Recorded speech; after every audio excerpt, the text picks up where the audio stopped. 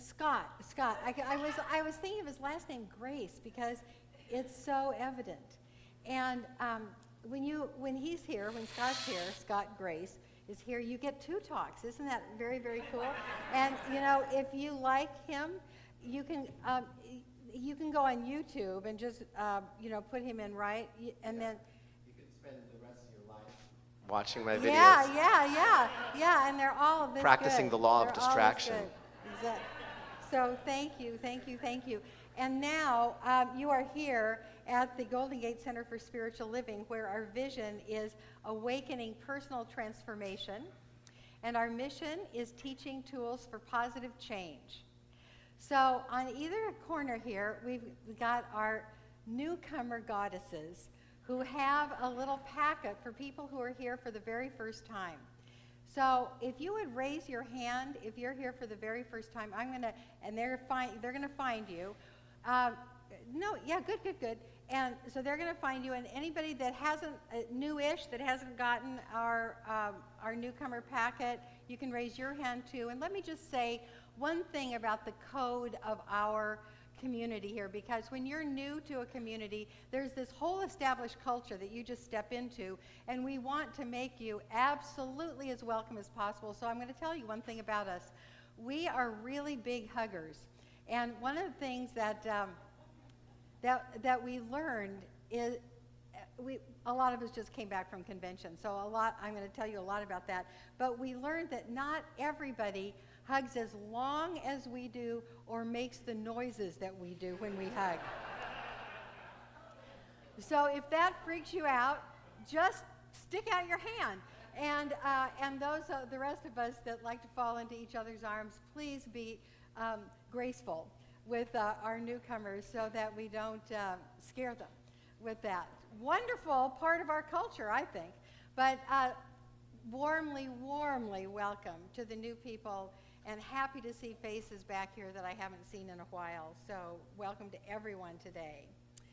Our global vision is a world that works for everyone, and let me tell you, those of us that went to convention, there was such a buzz about this theme that more than 150 churches are using throughout our movement with the notes, so that every talk is somehow similar, because something from the notes that are given to us is used by those 150 ministers. And so it is a movement in consciousness. It's not just to know that Bakersfield is doing a similar talk. It's that there is this movement in consciousness that we're all participating in, and that is really what I'm talking about today. The February theme is awakening to our spiritual magnificence. And in this month, we're talking about our personal awakening, like in our vision statement for this community, awakening personal transformation. But it is really also about awakening transformation in humanity. And this is what the big CSL, the big Centers for Spiritual Living, the overall structure of our movement is doing. We are bringing back a sense of the big picture and saying, this is what we're here for. It's not just to know how to pray and get stuff. It is knowing how to transform the world. So 5 of us are just, 6 of us actually, are just back from convention. There was, and you're going to hear from most of them today. Bob Gordon was a delegate at the convention, and he's also a part of the international law team. So he keeps the whole movement on the straight and narrow. So we're very, very grateful for Bob's national participation. Sue Ruda was there, and you're going to hear from her next week with a little movie. Actually, it's a big movie. You're going to see a little piece of it next week. Jim Huntley was a delegate, and you're going to hear from him. Scott Murchison was a delegate, and Reverend Catherine Sachs was also a delegate. And I'm going to ask Catherine to come up right now. I've asked each one of these people to share a couple of minutes about what was the most important thing for them for this convention. I wish you were all there. Thank you. Hi, everybody. Oh, I'm not on. Am I on? Okay. Hi, everybody. One of the nicest things about this particular convention is that for the first time in a long time, I got a glimpse of the future for our movement. Mm-hmm. And it was inspiring, uplifting, and empowering. because I saw religious science really making a difference in the world. I saw our younger people, our emerging adults, for the first time being seen and heard and valued, and all of the enthusiasm and the zeal and their incredible creativity being brought forward so that we're not going to fade away. We're going to start doing more things because these younger people are emphatically devoted to reaching out and not just being personally transformed, but doing that and then taking that transformation and helping others do it. I saw our commitment to not just talking about global transformation, but doing the internal work and then taking that and truly making a world that works for everyone. I've never seen it brought to such a stage of consciousness and collective dedication and commitment. I got excited. It became real. And I want to be part of it. And I want Golden Gate to be part of it. And I know that we shall, because I saw the leaders there being excited too. So, folks, we're going to take a ride. Oh, yay. Beautiful. So, as Catherine said, this entire movement is dedicated to awakening humanity to its spiritual magnificence. And when this happens, this is the title of my talk now, the former things will have passed away. This is such a universal topic that things come and they go and they come and they go, and from the littlest things to the most universal things. So at this moment, I want you to turn your attention to the altar, because you know what? Winter is passing away. And this is Marsha Dawson's wonderful spring altar. And isn't that just, it just screams spring, doesn't it? It's just beautiful, so thank you so much. In the biggest sense, this title comes from the book of Revelation in the Bible, chapter 21.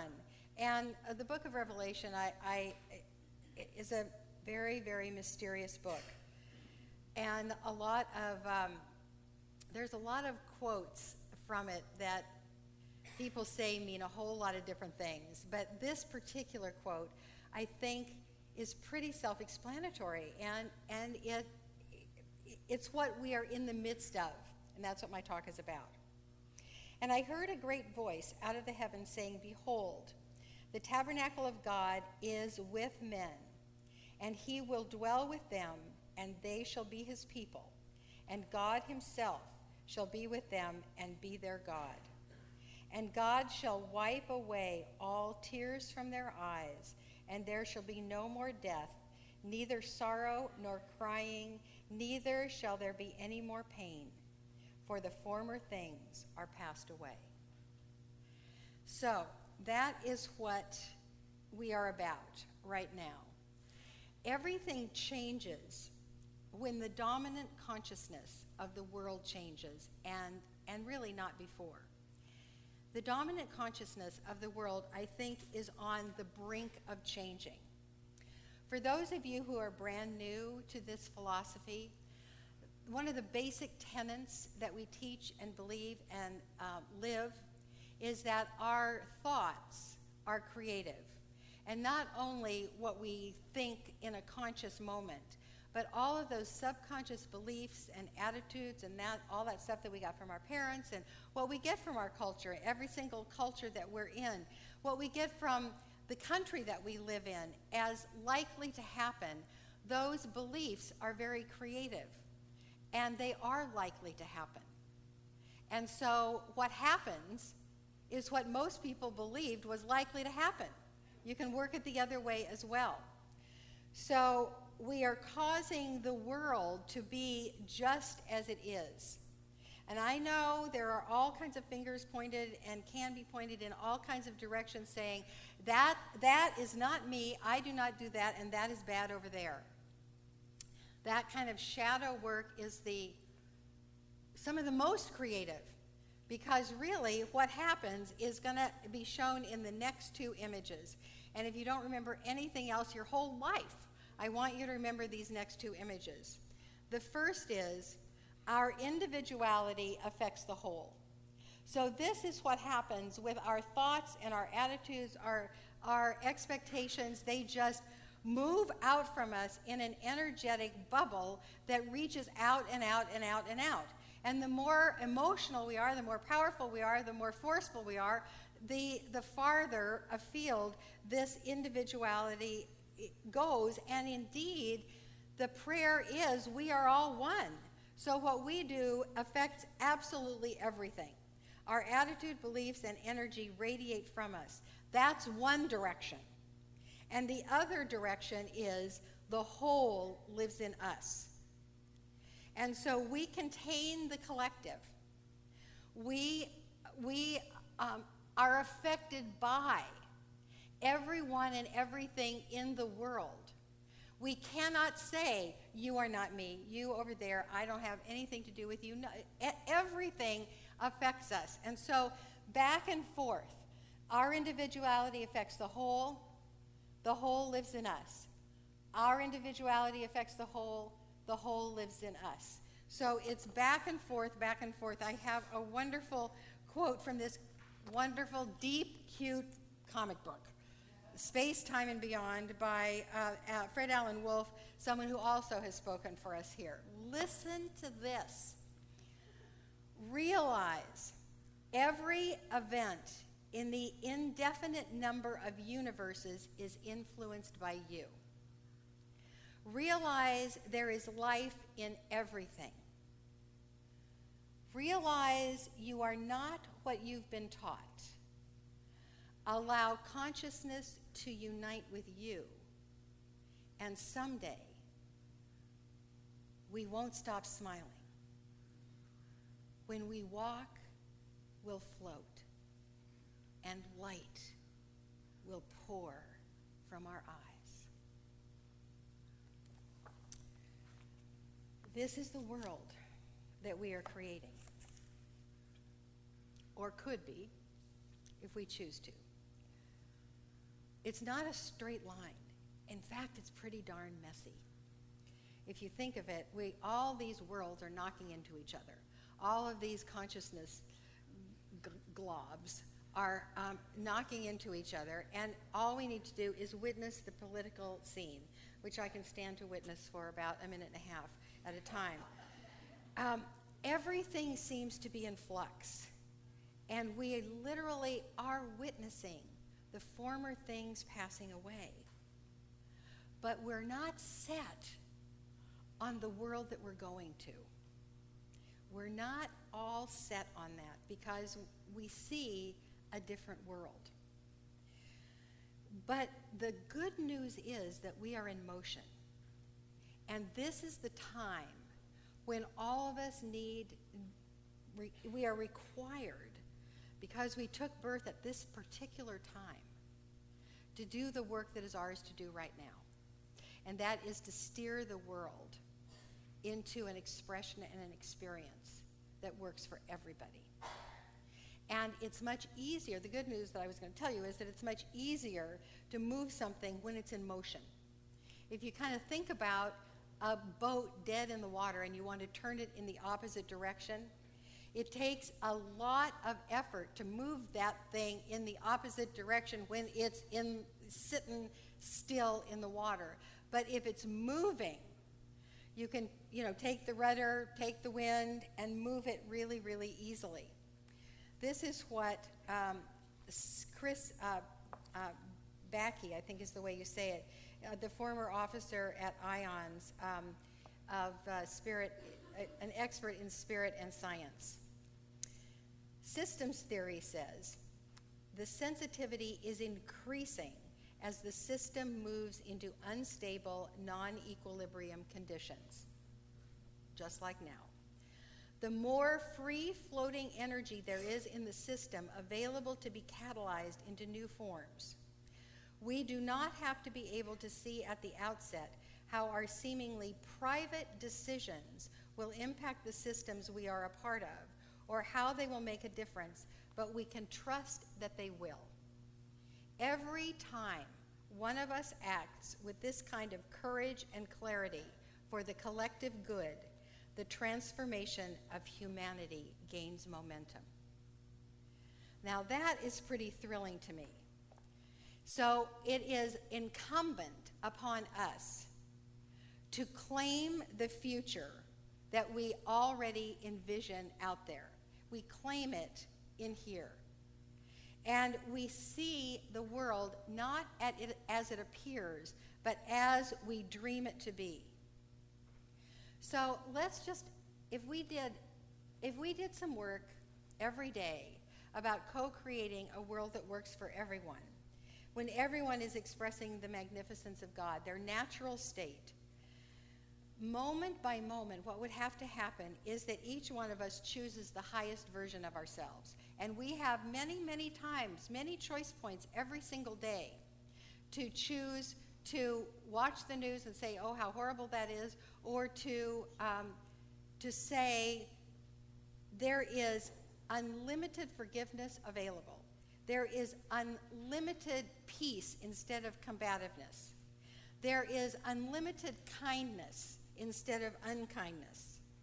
And every single time we have a choice point, we make that choice for the highest version of ourselves, then that image that I want you to remember for the rest of your life, with the light pouring out of us, makes the world a better place. So what's so interesting is that one conversation that we had was Petra Weldes, who has a really big church in Dallas. And she's working with these same concepts. If you don't have one of these pieces of paper, I think they're at the back table. These are, a version of this is what all 150 and more churches are using, a world that works for everyone. And she says she has about 1% pushback in her community because the 1% push, well, she's in Texas. And so we live as one global family. We have kinship with all of life, where people have enough food, home, and a sense of belonging, where resources are valued, cared for, and shared, where communities are meaningfully involved in service to the world.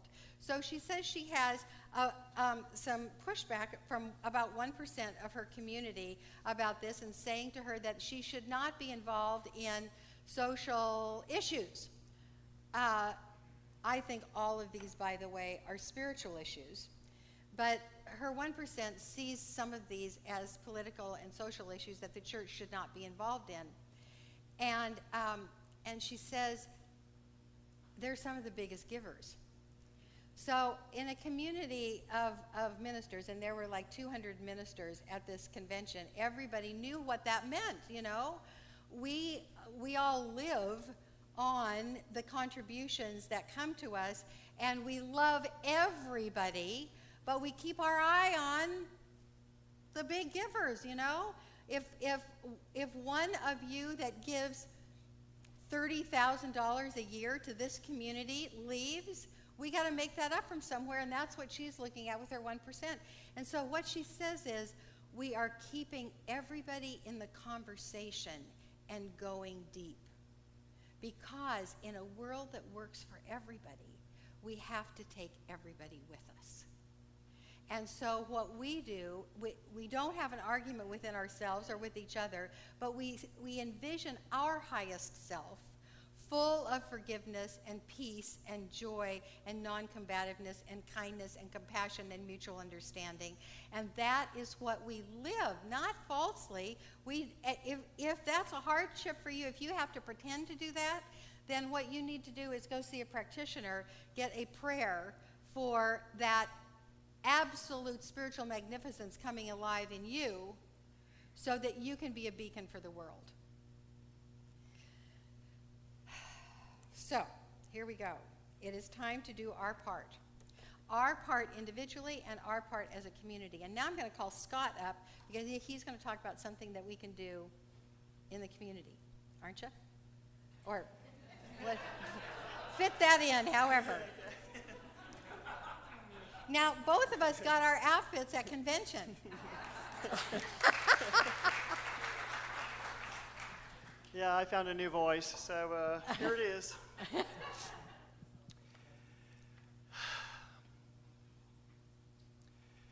There was so much that was rich at this conference in looking at a world that works for everyone.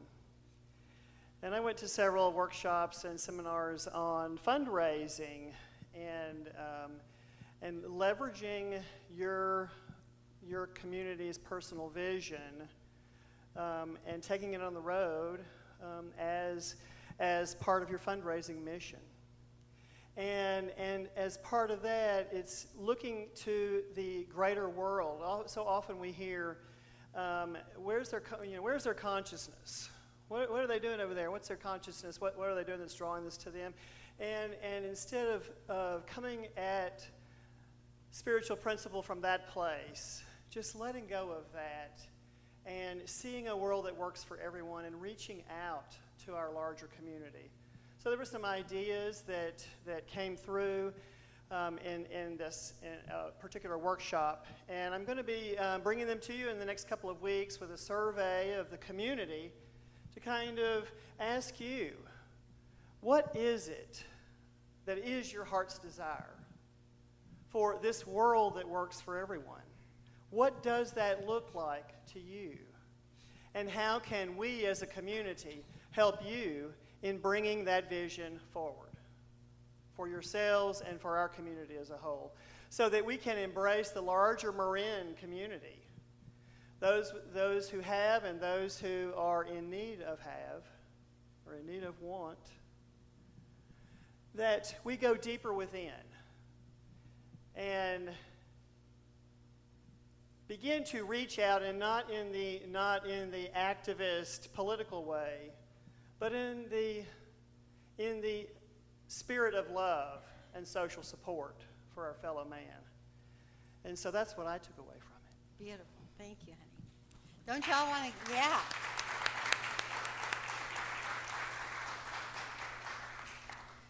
I want to take all of you with me next year.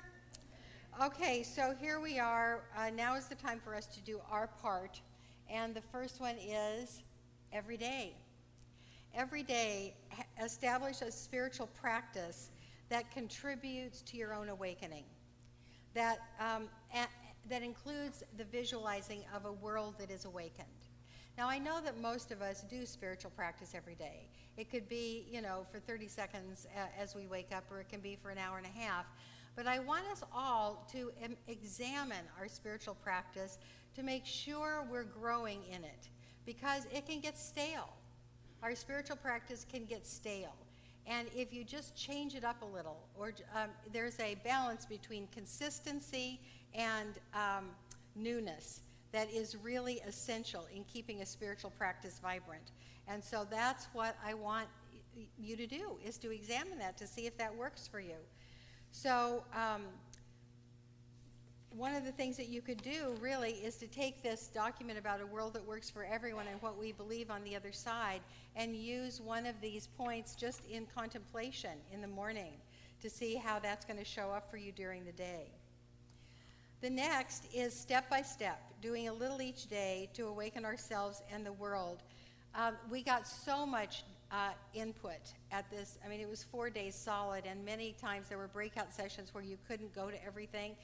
But I have some really good news for you, that every single thing that was videoed, I bought the whole conference for us. You did. You bought it.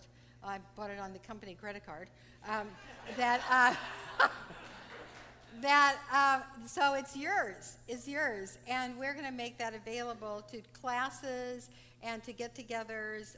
Anybody that wants to look at any of these wonderful, wonderful workshops about what is working or what can work for us. And so Bob Gordon is going to come up now and share a little bit. I think he's going to emphasize the youth, maybe, if he still is going to do that. But that was really exciting. just come step with me here. In the room there, I'll do this here. Anyone who is under 40, would you please raise your hand? Okay, bless your heart. Bless your heart. We have one person under 40 in this room. Yay! And you know what? If the delegates and I have anything to do about this, we're going to have some friends for you, baby girl. Thank you, Karyl. You just stole the main line from my talk. Oh, sorry. They asked the same question at the convention of 500, 600, 700 people, and there were just a few hands that went up in the entire auditorium, which made the point about how valuable it is to emphasize getting more youth involved in this science of mind activities. They are calling youth emerging adults. And there was a whole evening session dedicated to an examination of what's happening with youth.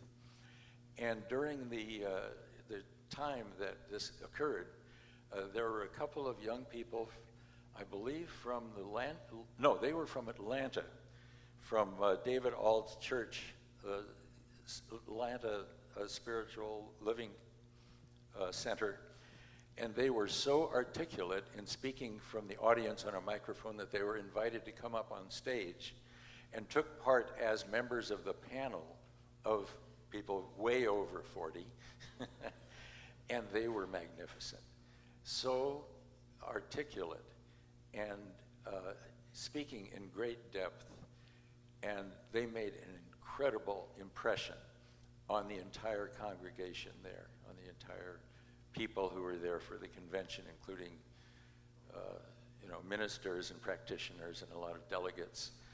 And it was delightful. And one of the things that I got is that young people want to be treated as equals, not lip service that they're young and should really have something to do with the congregation, but actually be given a major voice and participation in services and other activities as equals. And it makes so much sense. A couple of things that are important to Golden Gate, and that is that we had several major awards. One was that Karyl was reelected to the Minister Council, which is a group of 6 people, 6 ministers who set policy for ministerial events. And not only was she reelected as a member, but also reelected as the secretary of the Minister Council, which is a responsible office. Thank you.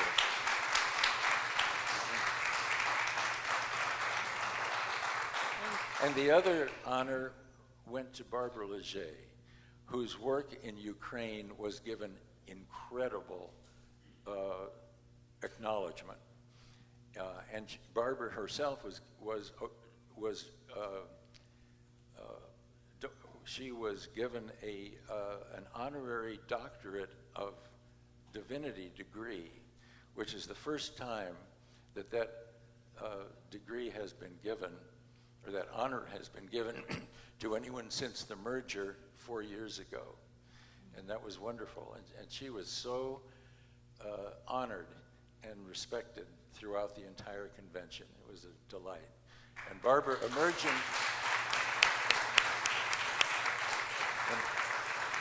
and it's really wonderful for Golden Gate to have such an influence nationally and internationally. One of the things that I noticed as a member of the legal team and involved in the merger and drafting documents, hundreds of hours of pro bono work, was that the merger is now totally complete and accepted. Initially, there was a lot of compromises made to make sure that we got votes from both sides for all of the resolutions and documents, and that has passed. And now there were some amendments that did away with the preferences for this issue or that issue, which resulted from the merger. And now all of those preferences and special conditions are gone by virtue of resolutions that were passed at this convention. And full speed ahead. And thank you very much.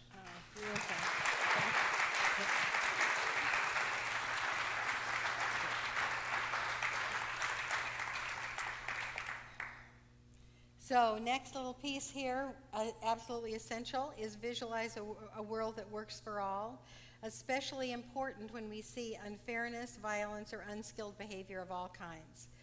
What might be a healing scenario? And that's really all you have to do.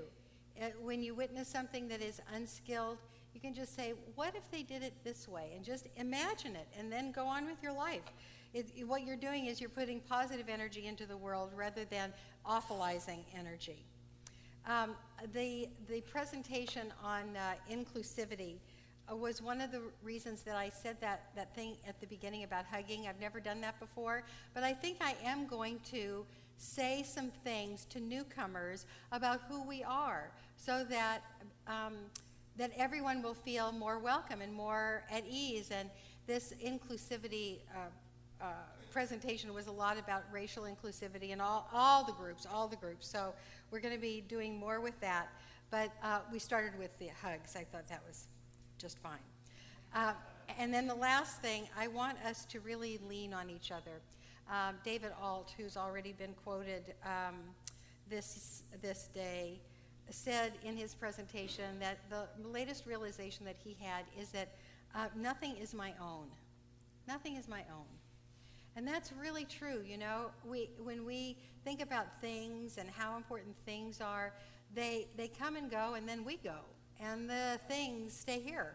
And so what really serves us, and what I think does bridge the gap of the realms when we pass on, is love. You know, community, friendship, togetherness, serving, supporting each other, and that's why I want us to lean on each other. It's so essential, because as one of us heals, humanity heals.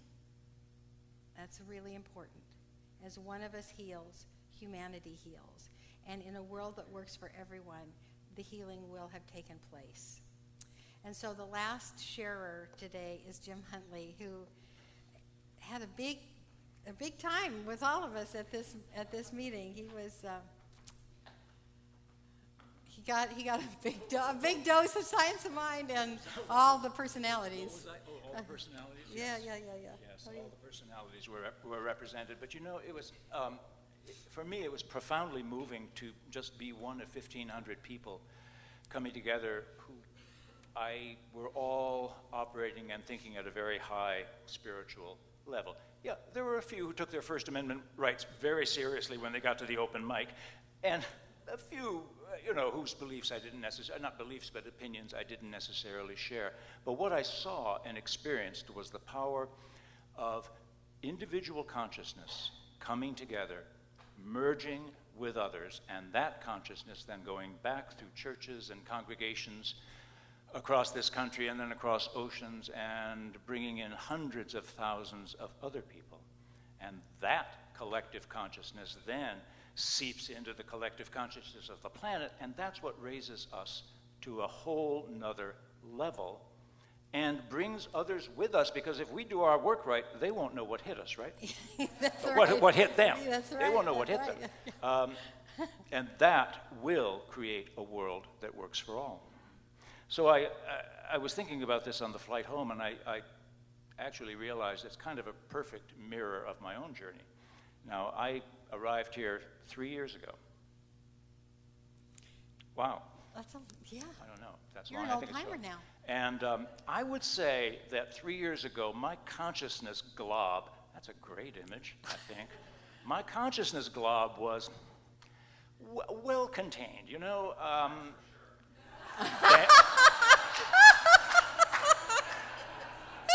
Really, Delfino?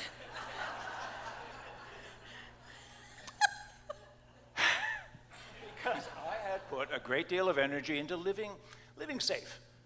And if I had to live small in order to live safe, at least I was safe and the boogeyman wouldn't come and take me away. But then something very profound happened. I came here, dear kind people reached out and touched my heart. I began to study, I began to take classes, I began to work with a practitioner. I began to disassemble all those half-truths that I had told myself and reassemble myself. It's an ongoing process into a man that lives the spiritual truth of who he is. And so now with 4 other amazing souls, we are coming toward the end of the first year of practitioner training. And my consciousness, I know, has gone from that little glob, thank you so much, to something that feels actually infinite and unbounded and very, very big. So I just want to leave you with one observation. If what you think is that all you're doing is showing up in church on a given Sunday at 10 and listening to wonderful words and great music and feeling at home with your fellow human beings, that's all true, and that's absolutely great and fine, but I think there's something else going on here. And Janet, this kind of comes on your beautiful words at the end of your meditation. By making that choice to be here and by tuning in, you are actually links in an unbroken chain of expanding consciousness that moves from you into others and then collectively moves out across this planet. Such is our power, such is your power, my power, such is the science of mind's power. So, thank you for giving me the time to speak about that. Thank you.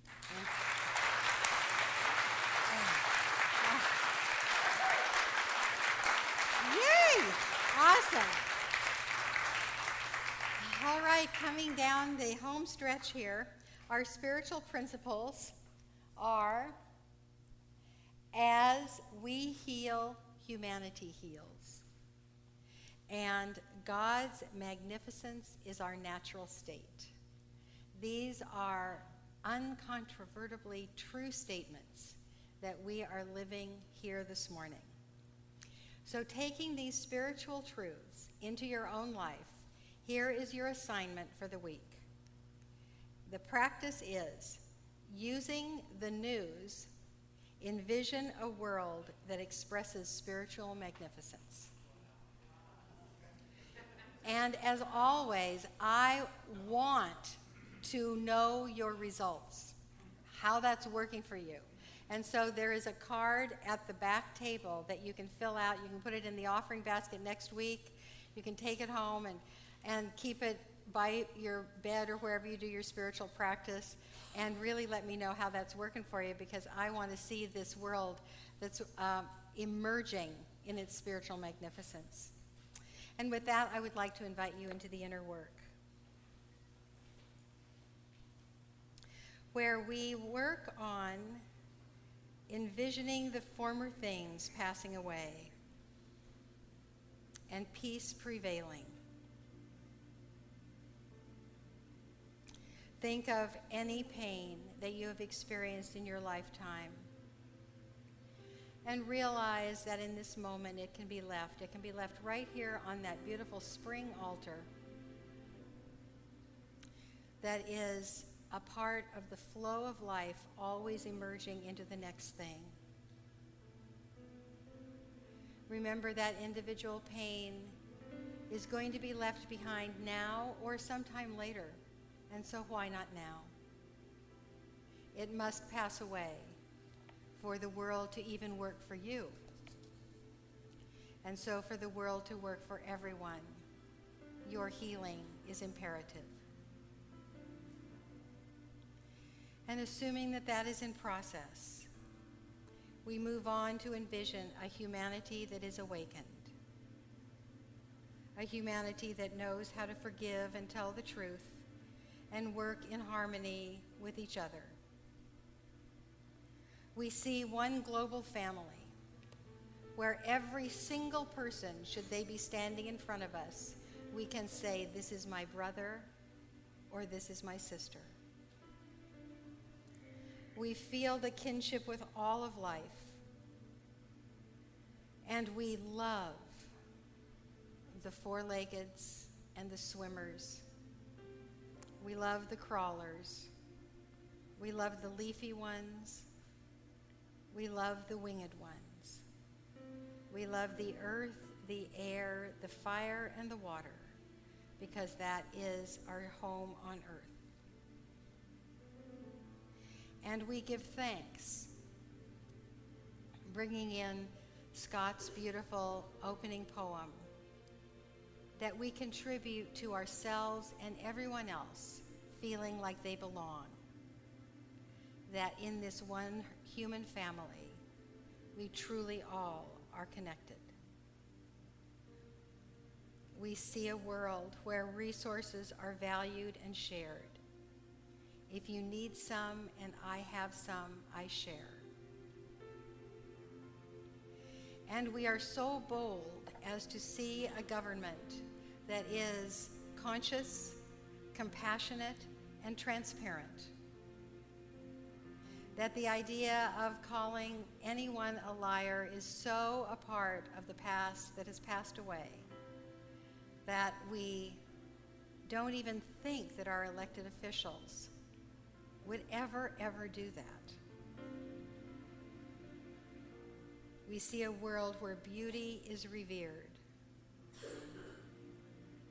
that beauty is created by everyone, that there is more and more and more beauty because there are painters and there are sculptors and there are people that paint the underside of the freeway, and it's all beautiful and we all love it.